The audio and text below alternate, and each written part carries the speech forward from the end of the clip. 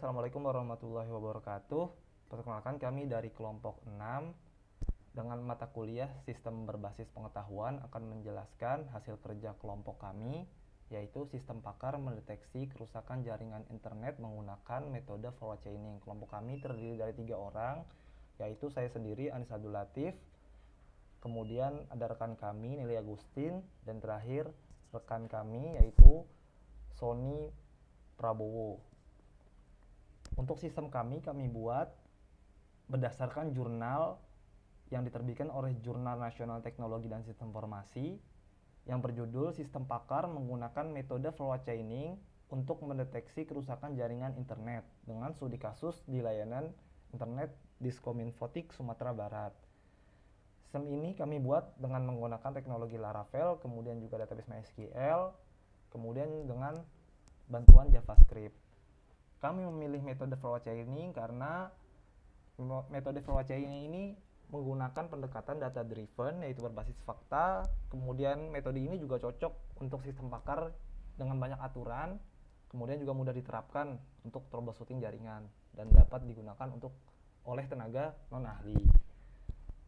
Untuk selanjutnya mengenai cara kerja dari sistem ini dan bagaimana cara mendiagnosa kerusakan jaringan internet akan disampaikan oleh rekan kami, Nelly Agustin. Assalamualaikum, selamat pagi. Saya Nelly Agustin di sini meneruskan untuk penjelasan mengenai cara mendiagnosa menggunakan metode forward chaining. Di sini ada definisi, yaitu sistem ini dirancang untuk membantu mendiagnosis penyebab gangguan jaringan internet dengan menggunakan metode forward chaining. Proses dimulai dengan memasukkan gejala gangguan yang dialami. Kemudian sistem akan mencocokkan gejala tersebut dengan aturan yang ada untuk mengidentifikasi kemungkinan penyebab masalah. Jika ditemukan kecocokan, sistem akan memberikan hasil diagnosis yang dapat digunakan sebagai referensi dalam penanganan gangguan. Sistem ini dikembangkan khusus untuk pegawai teknisi jaringan di lingkungan Dinas Komunikasi, Informatika, dan Statistik. Di sini juga kita bisa mendownload jurnal. Untuk selanjutnya kita bisa memulai diagnosis. Sebelum memulai, kita harus login terlebih dahulu.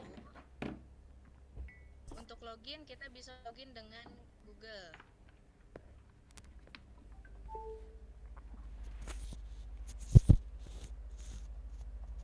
Setelah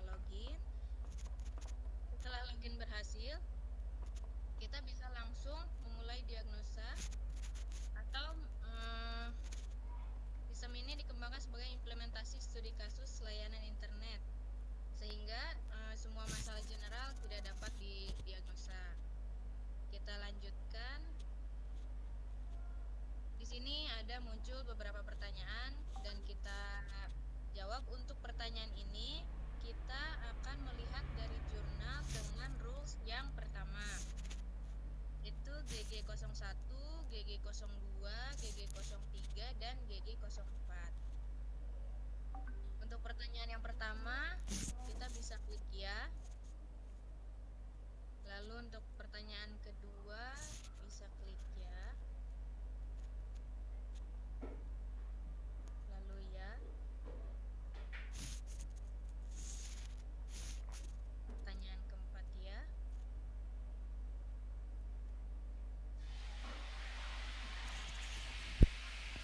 Dan ini adalah penyebab utama, yaitu gangguan internet.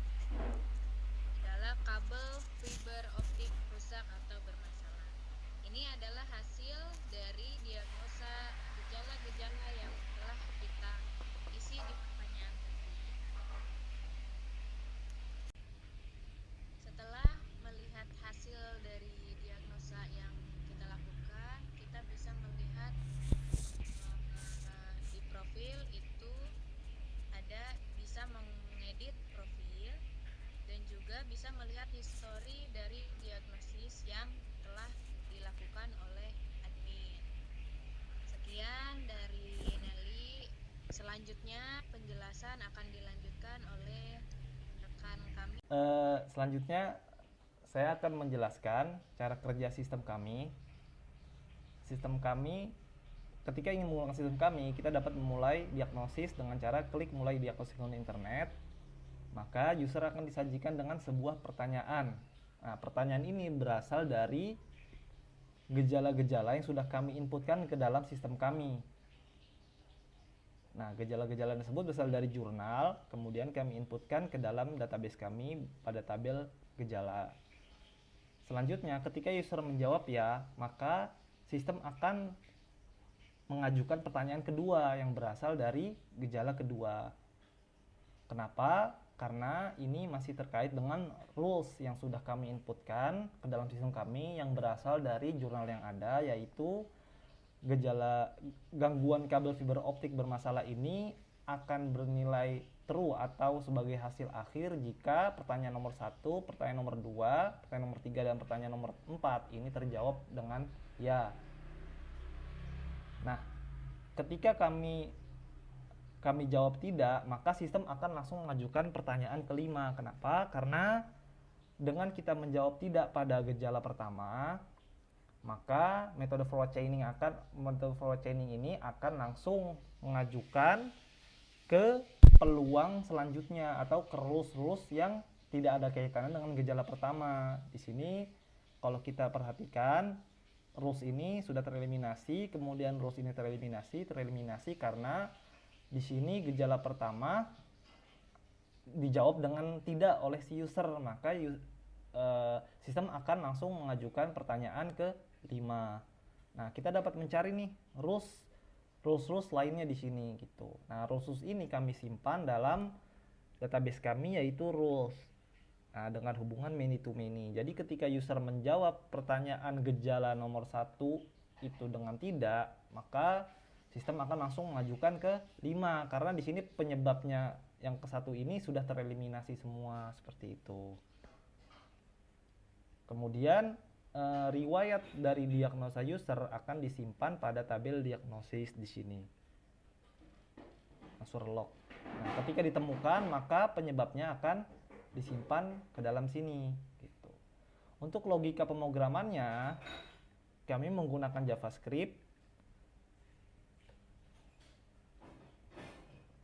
Jadi ketika user menjawab, di sini ada pertanyaan. Ketika user menjawab sebuah pertanyaan, maka akan dilakukan analisa yang berada pada controller.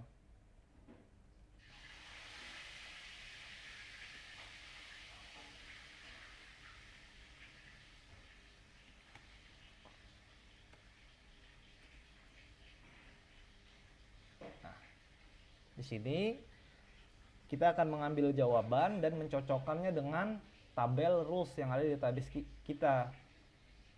Nah, dia akan mencari jawaban pertanyaan selanjutnya yang memiliki keterkaitan rules dengan jawaban ya yang dijawab oleh user sebelumnya.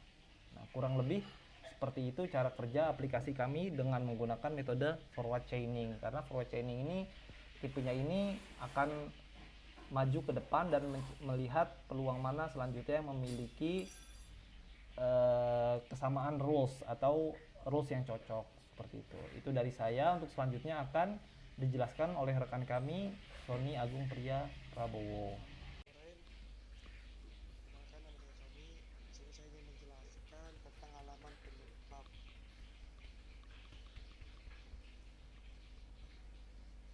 Di sini adalah halaman data admin di mana kita bisa menginput data. Contoh data kita masukkan di sini D11. Ini digigit tikus dengan nama penyebab digigit tikus, masukkan, kita simpan.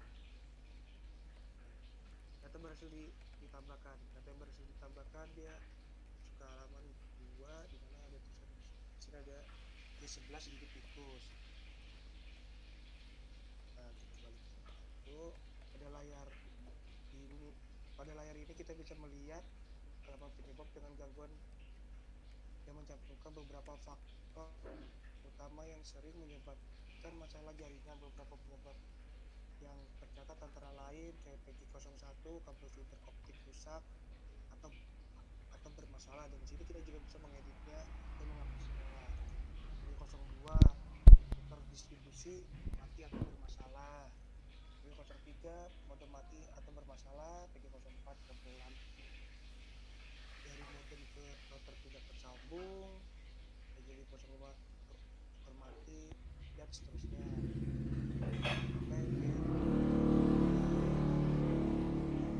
PGN sampai PG11 yang tadi kita tambahkan. Masing-masing penyebab ini dicatat bersama dengan waktu pencatatan yang dapat membantu tim dalam menganalisa tren dan pola gangguan. Di sini adalah halaman history di mana kita bisa mencetak datanya. Nah, di sini kita cetak data yang history ini, dan ini juga data-data user yang tadi yang sudah login, yang dia data-data user yang login, kayak nama Meli Agustin, user yang penyebabnya dia belum dia input, dan data yang lain. Terima kasih. Baik, sekian dari kelompok kami, kelompok 6. Untuk tugas sistem berbasis pengetahuan, kami tutup dengan ucapan Assalamualaikum warahmatullahi wabarakatuh.